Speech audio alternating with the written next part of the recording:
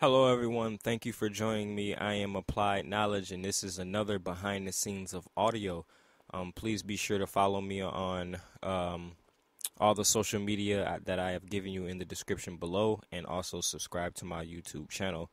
So today, I just wanted to go through EQing and how I use EQ, and again, this is going to be another visual tutorial, as you can see.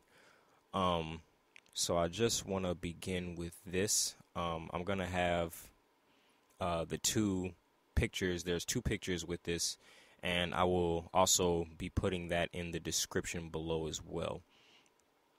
So first, if we think about this picture in terms of a parametric EQ, then this line here would represent it being flat. So let's just look at this. And I've also divided up the frequencies. So 0 to 250 is the lows, the low mid, mid, high mid, and then the highs from 4K to 20K. And there's another part of the high that I just didn't add in there. That's probably from like 4K to 6 and then 6 to 20 or something like that. But yeah, so if we just look at this diagram here, this line just represents a flat line. So the way I think about EQ is basically like gaps and gaps needing to be filled. So in my mind, like say if we got a sub bass, we got a kick, and we got a snare. Let's see if I got my other image in here. Yep.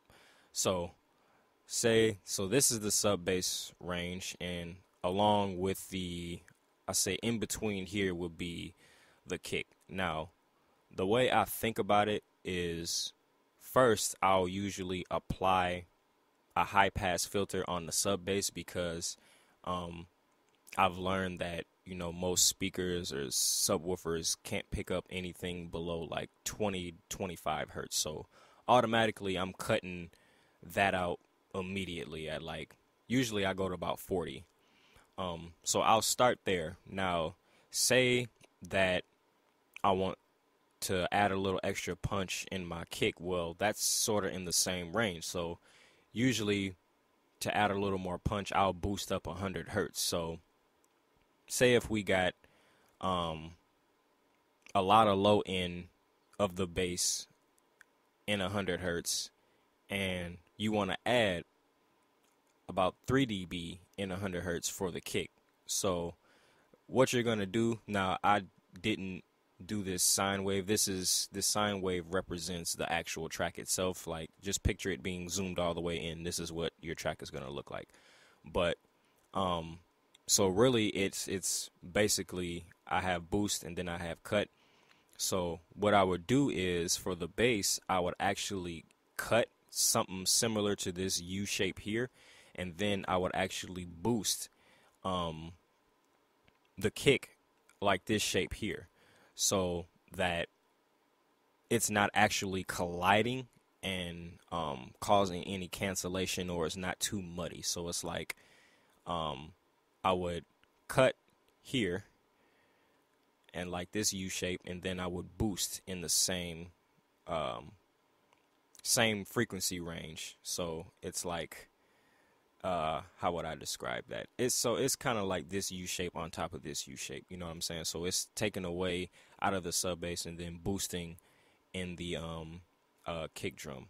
So hopefully that makes some sense. I apologize if I'm confusing you. It's just hard for me to describe how my mind works sometimes.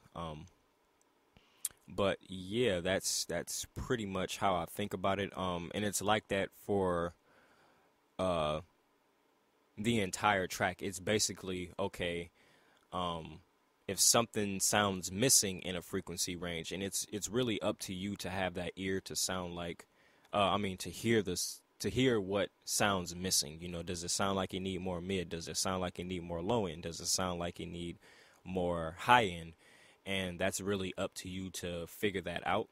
And every song is going to be different, but that's really how I go about it, is trying to figure out, okay, what sounds like it's missing.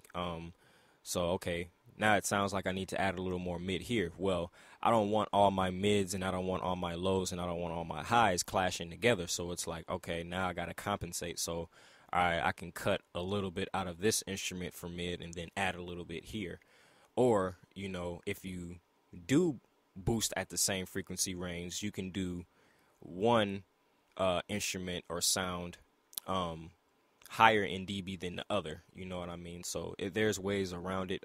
You can use different effects and things like that. I found that, you know, using distortion on some instruments just makes it louder in general, and just playing around with it. And yeah, so it's really about just experimenting and trying to figure that out. But this is actually just how I think about EQ, is just looking for gaps and how I can fill those gaps. So yeah, hopefully that helps. Like I said, you can have these images. Hopefully that does something for you. But if you have any questions, please feel free to drop a comment, and I'll do the best that I can to answer that. And also, please subscribe to my YouTube channel and follow me on all the social media handles that I've given you. Thanks for watching.